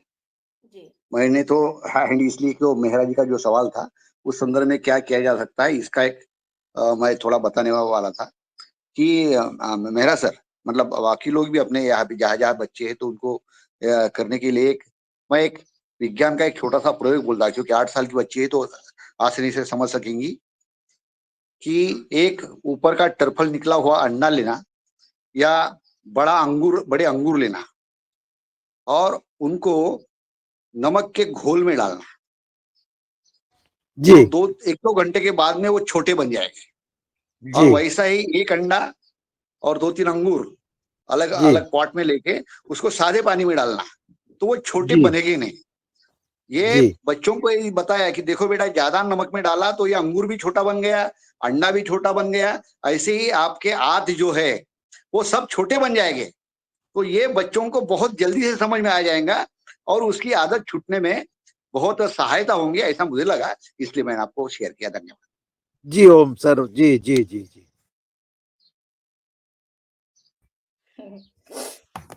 ये जी, फिर जी, बहुत आदरणीय डॉक्टर किशोर दुबे जी फिर से रिपीट करें प्लीज।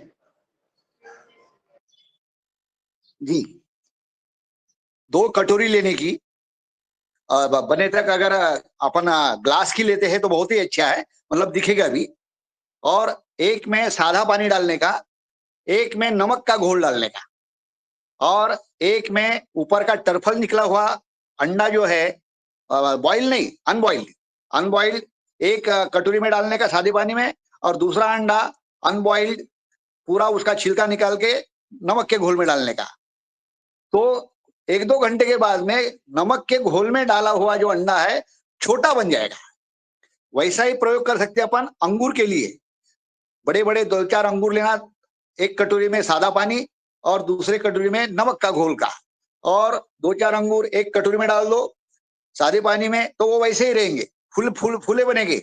लेकिन नमक के घोल में डाले हैं तो वो बहुत सुकड़ जाएंगे, बहुत छोटे बन जाएंगे।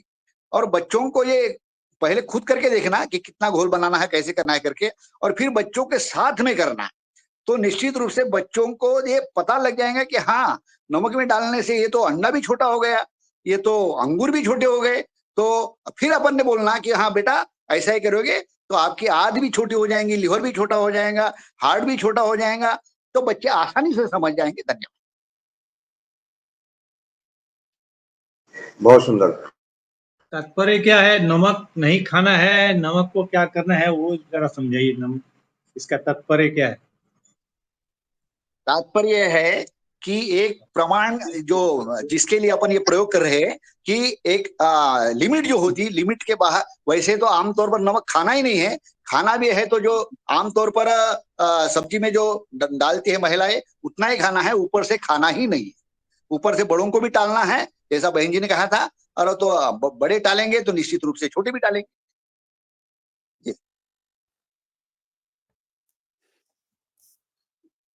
धन्यवाद जी, बहुत सुंदर चर्चा। और मैं आगे आदरणीय अशोक पटेल भाई साहब ने हैंड राइज किया था, उनको ले लेती हूँ। जी बहन जी, आज की कक्षा भी बहुत अच्छी रही, बहुत ही शानदार उन्होंने योग करवाया बहन जी ने। नेहा जी ने हमको प्राकृतिक जीवन जीने के बारे में बताया। ये बहुत जरूरी है। क्यों जरूरी है? जैसा आदरणीय पवन जी ने भी बताया कि प्लास्टिक का यूज इतना ज्यादा हो रहा है, बहुत भयंकर हो रहा है प्लास्टिक का यूज, कि हाहाकार मचा दी इस प्लास्टिक ने। पहले शहरों में ही प्लास्टिक की चीजें होती थी, लेकिन आजकल गांव में भी बिल्कुल प्लास्टिक का, आजकल तो गांव में दूध बिकने लग गया है प्लास्टिक की थैली में। इसके बाद में जो पेस्टिसाइड यूज हो रहा है गांव गांव में, पहले इतना पेस्टिसाइड यूज नहीं होता था जमीन में, और आजकल गांव गांव में ही पेस्टिसाइड की दुकानें खुल गई है। और इसके बाद में जो भी चीज आ रही है वो टोटल प्लास्टिक की पैकिंग में ही आ रही है। पत्तलें देख लो तो बाजार में भी आप कोई भी चीज, और उसका इतना ज्यादा, क्योंकि ये नजारा हम पहले, ये जो चीजें थी हम गांव में नहीं देखते थे। मेरे आंखें देखते देखते ये सब चीज हो रही, इसलिए मैं इसमें वर्णन कर रहा हूँ कि पहले गांव में ये सब चीजें नहीं थी। और अब जो ब्याह शादी सब हो रहे हैं उनमें जो प्लास्टिक का भयंकर यूज हो रहा है कि वो बांट लें। इसके बाद में डिस्पोजल ऐसी कि एक बार पानी पियो और फेंक तो वो ढेर लगा देते हैं, और फिर ये एक ट्राली भरा के पूरा पूरा माल ये कहीं भी सार्वजनिक जगह पे या सरकारी जगह पे वहां फेंक देते हैं लोग। और वो सब चीज उड़ती है, इधर उधर जाती है और जाके जमीन में ही जाती कहाँ है? वो जमीन में जाएगी। उसको जलाते भी नहीं है लोग, यूज नहीं करते हैं। तो इसका भयंकर परिणाम धीरे धीरे सबको भुगतना पड़ेगा। जैसे आदरणीय पवन जी ने कहा, तो आपने एक बहुत अच्छी बात कही कि आप ग्रुप में जुड़िए, किसानों को बताइए। नेहा बहन जी, जो आप जो एक कार्य कर रही है प्राकृतिक जीवन जीने, क्योंकि जो प्राकृतिक जीवन जीता है उसको आदमी पागल टाइप कहते हैं कि ये पागल हो गया। आज का समय ही ऐसा है, नहीं जो अच्छा काम करता है उसको पागल ही कहते हैं। समाज का जो हित का काम जो करता है उसको कुछ चटके चटकी दिमाग ऐसा बोलते हैं। लेकिन जो समझदार है वो तो करता रहता है और वो काम चलता रहता है। आप बहुत अच्छा एक समाज को जागरूक का कार्य कर रही है, इसके लिए आपको बहुत बहुत साधुवाद और बहुत बहुत धन्यवाद आपको इस कार्य करने के लिए। और आपने बहुत ही शानदार और बहुत ही अच्छा मार्गदर्शन हम सभी को दिया। थोड़ा सा आपसे आग्रह, वो मेडिटेशन के बारे में थोड़ा सा आप कुछ हो तो आप बताइए कि मेडिटेशन किस प्रकार करना चाहिए और कब करना चाहिए, और मेडिटेशन के लाभ क्या है। थोड़ा सा आप 2 मिनट अगर आप बता सकते हैं, आपके पास समय हो तो बताने की कृपा करें। धन्यवाद। बताती हूँ। 2 बातें। एक तो प्लास्टिक के कपों में चाय जो पीते हैं ना, वो सारे प्लास्टिक के ही होते हैं। एक पतली सी लेयर होती है उसमें कागज के कप में, वो हमें दिखती नहीं है, वो उसमें चाय ना पिए, एक बात। दूसरी बात, मेडिटेशन कैसे करें। तो मेडिटेशन, अब जैसे मुझसे लोग बोलते हैं हम 4 बजे उठ के करें क्या, 4 या 3:30 जो भी है, तो करें क्या। तो आपको मेडिटेशन करना है। आपके जो काम आप 7 बजे उठने के बाद करते हैं वो काम उसी समय करने हैं। जैसे स्नान करने का काम है, फ्रेश होने के सारे काम है, अपने से संबंधित, फिर अपने दिमाग को फ्रेश करना यानी मेडिटेशन, यानी साधना, यानी ध्यान। तो देखिए, इसके 3-4 स्टेप्स हैं कि कैसे करना है। सबसे पहले आपको बैठ के श्वास प्रश्वास करना है।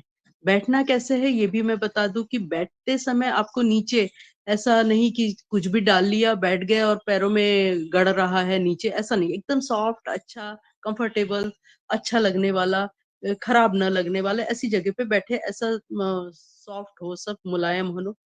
फिर दूसरी बात, आपको श्वास प्रश्वास करना है कुछ देर, 5-10 मिनट सिर्फ। और श्वास प्रश्वास पे ध्यान देना है। देने से क्या होता है? देने से ये होता है कि आपके विचार जन्म नहीं लेते, आपका मन कहीं नहीं भागता। मन को उस श्वास प्रश्वास पर लगा देने से हम मन केंद्रित होता है, बस इतना उसका उद्देश्य है। तो मन पे लगाएं, इससे दिमाग दिल शांत रहता है, हम अच्छाई की ओर बढ़ते हैं। हमें ये दूसरों से सीखने बताने की जरूरत नहीं पड़ती है कि क्या खाए क्या ना खाए, इतना हमारा मेडिटेशन का प्रभाव पड़ता है। फिर ओमकार करें। ओमकार से तीव्र कंपन जो है अंदर की तरफ होते हैं, उससे हमें बहुत अच्छा फील भी होता है, उसके अच्छे प्रभाव भी होते हैं। हमारे अंदर तक ऑक्सीजन दिमाग तक पहुंचती है ओम के कंपन से। ऑक्सीजन का शरीर में पहुंचना बहुत जरूरी है हर एक जगह पे। जहाँ नहीं पहुंचती वहां कैंसरस सेल्स जमा हो जाते हैं, कैंसर उसी की उपज है। तो ये हमें ओमकार से होता है। ओमकार कैसे करना है मैंने पिछले बार बताया था। सब वो महान लोग बहुत हैं जो लंबा लंबा ओमकार करते हैं। एक सिंपल सा ओमकार बता रही हूँ।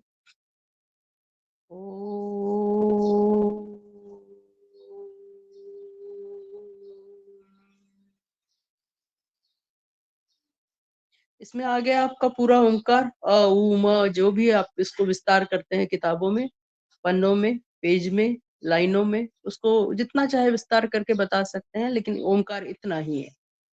और उसके लाभ यही है कि सारे आपके दिमाग की जो है कंपन देता है, ऑक्सीजन पहुंचती है और आपके लिए पोषण का काम करता है। आपको ऐसा करने से मानसिक बीमारियां कभी नहीं हो, आपको दूसरे के सहारे की कभी जरूरत नहीं पड़ेगी। आप अपनी समस्याएं खुद ही सुलझा लेंगे। और एक ही बात याद रखें, कभी भी कोई भी समस्या है, मेरे नंबर तो सबके पास है, लेकिन आपका अपना नंबर अपने पास रखिए। हर समस्या अपने साथ साथ एक समाधान लेके चलती है। हर समस्या समाधान के साथ चलती है, कभी समस्या अकेले नहीं चलती। तो दूर कहीं जाने की जरूरत नहीं है, उसी में समाधान है। अब आपने, हाँ, फिर हमें मेडिटेशन में तीसरे स्टेप, 5 मिनट 7 मिनट हमने श्वास प्रश्वास किया, 7 मिनट हमने ओमकार किया, 7 मिनट 5-7 मिनट हम भगवान ने हमें क्या क्या दिया है, ईश्वर ने, नेचर ने, प्रकृति ने, परम सत्ता ने हमें क्या क्या दिया है, उसके बारे में सोचे और ईश्वर से बात करें। बात मौन रूप में करें, यानी हम उससे यूं मुंह से बोलना नहीं है, लेकिन उसको धन्यवाद करें। ये दिया उसके लिए धन्यवाद, ये दिया उसके लिए धन्यवाद, हर चीज के लिए धन्यवाद दे। कल जो हमने गलतियां की व्यवहार रूप में किसी के साथ, या कल हमने जो अच्छा काम किया उसके लिए हम खुश हो, ईश्वर से बात करें, उसे बताएं। फिर आज के दिन की पूरी दिनचर्या इसी समय बना ले। संभव हो तो रात में सोते समय हमने क्या क्या किया, कहाँ गलती हो गई, उसको सोचें और जो गलत किया उसको दूर करें, जो अच्छा किया उसको बढ़ाएं। बस मेडिटेशन यही है। धन्यवाद। आशा है आपको जवाब मिल गया होगा, ना मिला हो तो फिर से पूछ सकते हैं। जी जी जी, बहुत सुंदर। आगे अशोक जी, आदरणीय मुन्नीलाल भाई साहब। जी, सबसे पहले तो आज कि जो हमारी बहन ने योग कराया, और दूसरा आज आदरणीय बहन नेहा जी को हम जो सुन रहे हैं दूसरी बार, तो जैसा लगता है जो आपके भाव हैं, अपने वक्तव्य के साथ साथ उसके भाव प्रदर्शित करते हैं कि इनकी विचार क्या है और आपकी मंशा क्या है। आपकी मंशा है कि निश्चित हमारे समाज में सुधार हो और जो हम कह रहे हैं उसमें लोगों का बदलाव हो, हमारा कहाँ प्रयोग होना है, आप बिल्कुल समर्पित भाव से इस कल्याण के लिए अपने भाव रखती हैं और विचार रख रही हैं और प्रयास कर रही हैं। तो आपके ऐसे मनोभाव और विचार को मैं प्रणाम करता हूँ, नमन और वंदन करता हूँ। दूसरा, आपने कहा है कि हम सबको मिलना चाहिए, यह बात बिल्कुल सही है। और मैं आपको बताना चाहता हूं कि यह योगाहार कार्यक्रम कोरोना काल से चल रहा है बहन जी, और हम लोग एक बार मध्य प्रदेश के इटारसी में हम सबका मिलना हुआ। 525वां योगाहार उत्सव हम सब ने मनाया। उसमें पतंजलि योगपीठ से आदरणीय पवन कुमार जी का आना हुआ, पूरी टीम, पूरे राज्यों से, सभी राज्यों से जो हमारे भाई बहन वैज्ञानिक, किसान और वैद्य और योग शिक्षक, साधक, कृषि विभाग के अधिकारी, कर्मचारी, सभी लोग इकट्ठे हुए और वहां 3 दिन का कार्यक्रम रखा गया।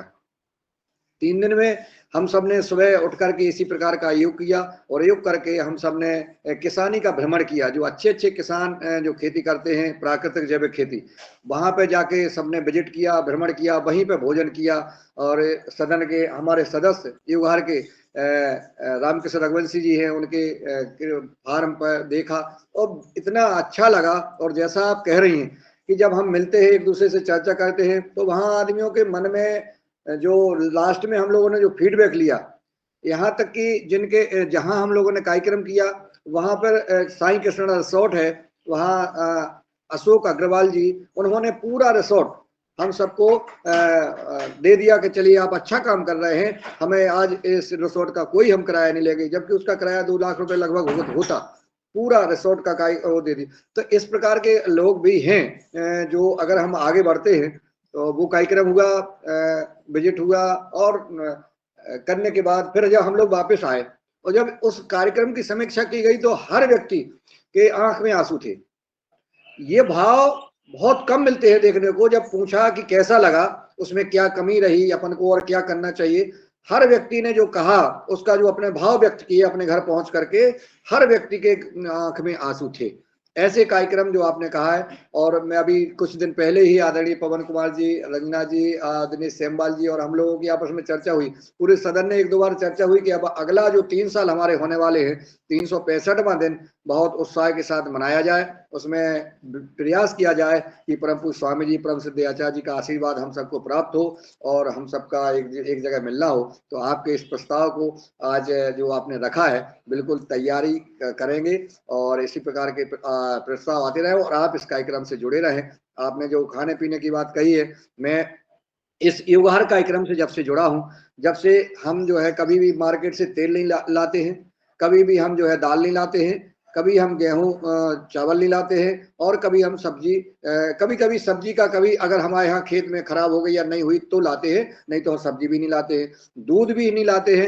एक खाने पीने की पूरी वस्तुएं हम अपने खेत पर ही अपने देसी गाय का पालन किए हैं, उसका दूध, और अपनी सब्जी लगाए हैं, वो अपने घर की सब्जी, और सरसों और मूंगफली और तिली बोते हैं, उसका हम तेल अपने यहाँ खुद बनवाते हैं। तो इस प्रकार से हम जो है अपना प्रयोग कर रहे हैं और समाज को देने का, ये हमें योगाहार से ही प्रेरणा मिली है। तो मैं चाहूंगा कि योगाहार में लोग जुड़ते रहे और अपने सुझाव और मार्गदर्शन, और जो आपने आज कहा है खाने पीने की बात को लेकर के जो मार्गदर्शन दिया है, उस प्रकार से हम थोड़ा थोड़ा प्रयास करें और बार बार हम आपको सुने तो निश्चित बदलाव आएगा।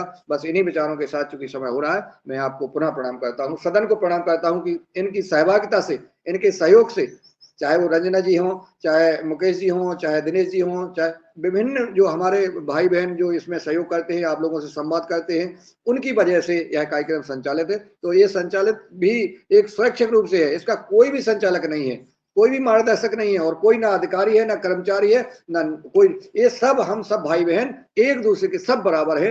इन्हीं भाव के साथ पुनः प्रणाम हो जी, बहुत सुंदर आदरणीय मुन्नीलाल भाई साहब, जो कि आज हमारे बहन ने जो प्रस्ताव रखा था, वो सच में हम 3 साल हो रहे हैं, हम ऑनलाइन ही सब मिल रहे थे, मगर ऑफलाइन मिलने का जो आनंद हमने लिया, वो इटारसी मध्य प्रदेश में जो कार्यक्रम हमने आदरणीय मध्य प्रदेश की पूरी टीम ने ऑर्गेनाइज किया था, उनका जो एक मिलने का जो आनंद था वो हम सब बता नहीं सकते। और जो हम जब हमने योगा जहाँ मिले और फिर हमने छोड़ दिया वापसी में, तो सब में रोना एक आ रहा था कि हम मिले और अब बिछड़ रहे हैं। 2 दिन का ही एक हमारा 3 दिन का कार्यक्रम था, मगर बहुत ही अच्छा कार्यक्रम था और भी हम ज़रूर कार्यक्रम करेंगे। और हमारे जो नेहा मैडम जी है, वो भी योगा योग से ही हमें मिले। जी कोई हमारी पहचान नहीं थी नेहा मैडम जी से और ना कि उनकी भी, मगर एक फ़ोन के माध्यम से ही उनसे परिचय हुआ और मैंने उनको बात बताई कि हमारा एक प्रोग्राम रहता है, आप उनमें आप आइए, तो उन्होंने हाँ कर दिया तुरंत। और 2 बार उन्होंने लगातार हमारे योगार मंच पर सत्र लिया और उनको ये जो परिवार है वो अच्छा लग रहा है बिल्कुल। आप बिल्कुल, मैंने आपको योगाहार ग्रुप बनाए हैं हमारे, दोनों ग्रुप में आपको एक ग्रुप में आपको मैंने जोड़ दिया है। आपको लिंक मिलती जाएगी, आप उनमें अपने विचार भी बता सकते हैं, लिख सकते हैं, जो भी कमेंट है। तो फिर ऐसे ही इस कार्यक्रम को हम आगे बढ़ाएँगे। आगे मैं आदरणीय बने सिंह भाई साहब को सादर आमंत्रित करती हूँ आपके साथ संवाद करने के लिए। जी।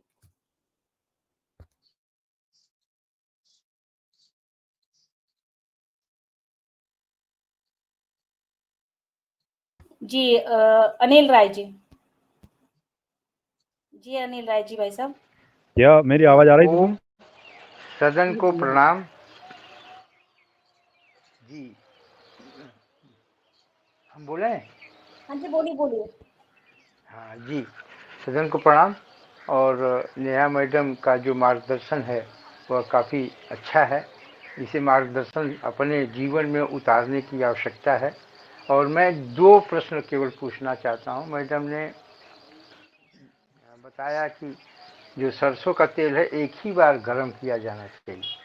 सारे तो तेल, हम सरसों का ही मार्केट, नहीं, सरसों हाँ ही ना, नहीं, हाँ सारे ना, तेल। नहीं नहीं जी, लेकिन यहाँ हमको लगता है कि जो एक्सपेलर से जो इस समय आधुनिक मशीन से जो तेल निकाला जाता है, उसको तेल निकालते समय अगर उसमें हाथ डालेंगे तो आपका हाथ जल सकता है।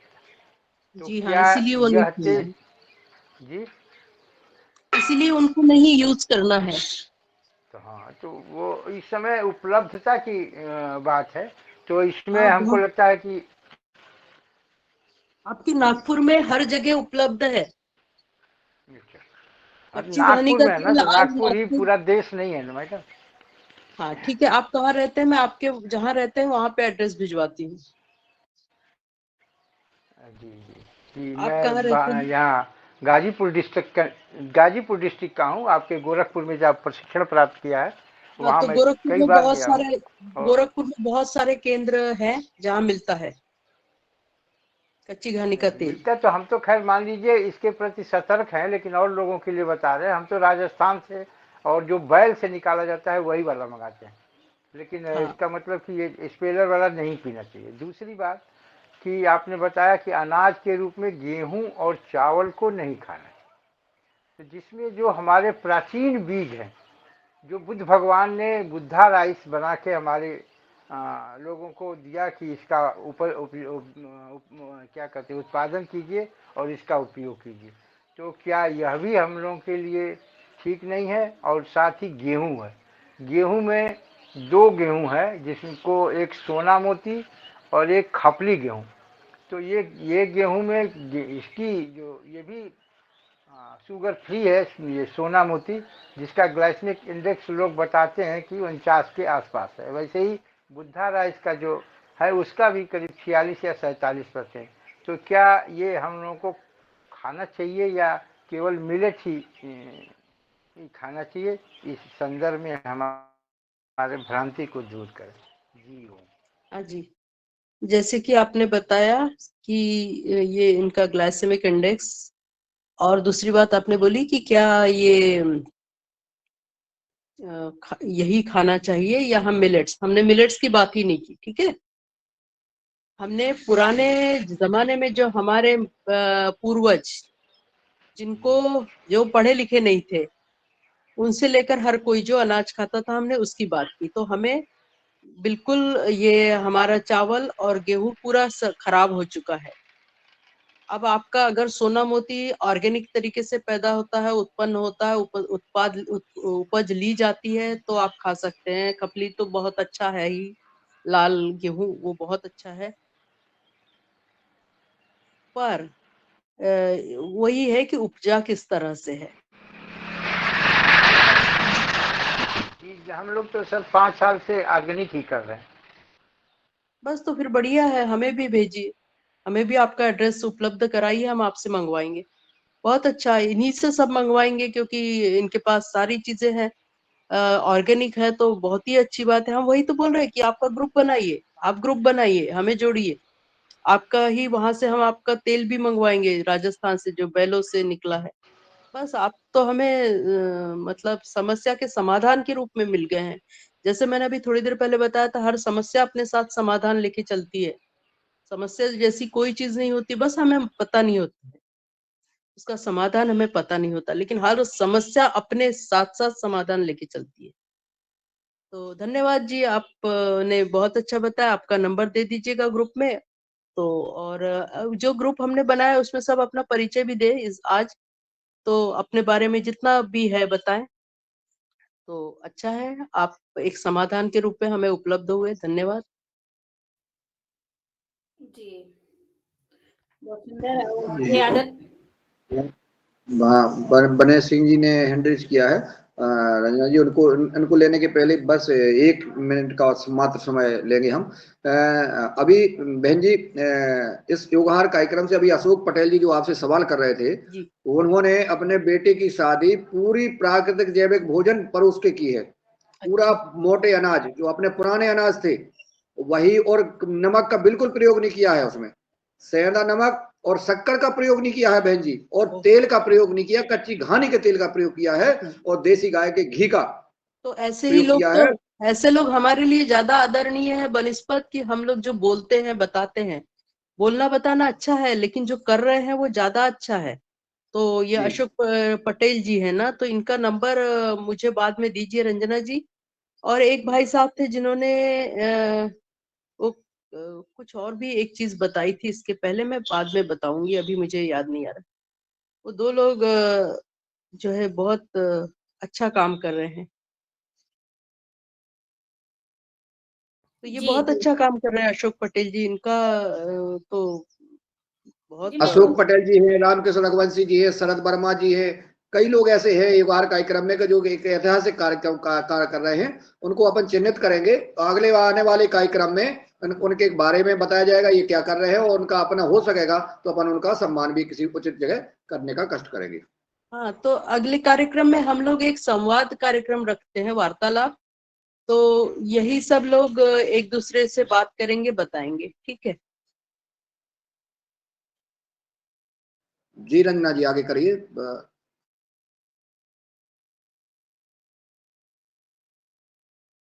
रंजना किनीकर जी, चलिए आदरणीय बने सिंह जी। जी, सदन के सभी दिव्य आत्माओं को मेरा दंडवत प्रणाम। आज के जो हमारे मुख्य अतिथि है नेहा सिस्टर जी, इन्हों का एक एक शब्द अमूल्य है। विषय तो बहुत सारे हैं, परंतु देश के अंदर आज प्लास्टिक की हो रही बात, प्लास्टिक का जो विषय है वो पूरे देश के अंदर एक तूफान खड़ा है। जन्म से लेकर के मृत्यु तक हम प्लास्टिक का उपयोग किया जा रहा है। से हम बचाव के लिए हमने एक सुझाव दिया था सदन में कि हम सरकार से मांग करें कि प्रत्येक ग्राम पंचायत में, प्रत्येक महानगरों में हम जो प्लास्टिक के पतलों में, डिस्पोजल में उपयोग कर रहे हैं, वो हम 5-5 हजार थालियां प्रत्येक ग्राम पंचायत में हम उपलब्ध करा दें, तो कम से कम हम भोजन अगर बर्तनों में, थालियों में उपयोग करेंगे तो प्लास्टिक से 30% पूरे भारत के अंदर अब मुक्ति पा सकते हैं। तो क्या इनके ऊपर भी थोड़ा सा प्रकाश आप डालने की कृपा करें जी। हाँ, प्लास्टिक का उपयोग जैसा आप बोल रहे हैं, भारत में नहीं, ये प्लास्टिक विश्व की समस्या है। और प्लास्टिक को जिस रूप में हम देखते हैं वो बहुत बड़ी समस्या है। उसका समाधान हमारे हाथों में नहीं है, सरकार के हाथों में है, सरकारों के, केवल हमारी सरकार नहीं। हम सिर्फ इतना कर सकते हैं, अपना अकेले का बचाव कर सकते हैं। हम इतना कर सकते हैं कि हमारे आसपास के लोगों का, अपने समाज का बचाव कर सकते हैं, उन्हें जागरूक कर सकते हैं। जैसे चाय के कप आते हैं छोटे छोटे कागज के, वो कागज के नहीं होते, बारीक लेयर होती है, बहुत पतली। तो उस पतली लेयर से हमारे अंदर प्लास्टिक जाता है और वहां जाके वो जमा होता है और हमें नुकसान पहुंचाता है। तो हम अपने से इतना तो कर सकते हैं कि अपना एक चाय की प्याली ले ले, छोटी सी एक कप हर समय अपने साथ रखे, साथ में हर समय एक थैली रखे कपड़े की, जिसमें हम सामान ले जा सके, एक चाय का कप अपने साथ रखने, अपनी डिक्की में हर चीज ऐसी रखे जो हमारे जरूरत की है, पानी की बोतल रखे, प्लास्टिक स्टील का छोटा सा या चीनी का कप रखे। तो अपने यूज के लिए हम अच्छी अच्छी चीजें रखें, प्लास्टिक का यूज ना करें, ये तो जरूर करें। वो कप बहुत खराब है, हर कोई पीता है चाय लंच में, लंच के बाद किसी ब्रेक में, वहां जाके ठेले पे जाके सब चाय पीते हैं। वो इतना आसान हो गया है कि सब वही उसी में पिलाते हैं, गलत है। बचाव तो हमारा हमें ही करना पड़ेगा, हमें सरकारों के ऊपर हम डिपेंड नहीं रह सकते हैं। सरकारों के अपने सरकारों स्वार्थ को हैं। तो दीदी जैसे क्या कि छोटा बच्चा अगर रोता है और रोने के बाद में उसकी माँ उसको दूध पिलाती है, ऐसे हम अगर प्रस्ताव करेंगे जब जाके हमारा प्रस्ताव सफल होगा। आज बच्चा जन्म लेता है, माताएं उस बच्चे को प्लास्टिक का डायपर पहना देती है और 2-4 घंटे तक वो बच्चा उसके मलमूत्र में लौटता करता है। तो ये कितनी बड़ी विडंबना है, हम हमारे ही संतानों के ऊपर अत्याचार कर रहे हैं, उसको कर रहे हैं क्या? विध्वंस कर रहे हैं। तो हमसे प्रेरणा, हम सभी प्रेरणा लेकर के या देख करके सरकार से हम जागरूक करेंगे तो बहुत बड़ा नहीं, बदलाव लाएंगे, जब जाके राष्ट्र बचेगी। सरकारों को प्रेरणा की जरूरत नहीं है, और इस सरकार के पास तो इसके अपने बहुत सारे नवरत्न हैं। हर क्षेत्र में एक एक क्षेत्र में इसका नवरत्न है ना? साइंस के क्षेत्र में, संस्कृति के क्षेत्र में, कला के क्षेत्र में इनके। अब सोचिए, जितना पद्मश्री इस सरकार ने ऐसे ऐसे लोगों को दिए हैं जिनको हमने कभी सुना नहीं, जाना नहीं। इस सरकार का काम तो लंबा है, बहुत अच्छा है, जानती है सब। बस ये बंध जाते हैं, इनके अपने नियम होते हैं सरकारों के,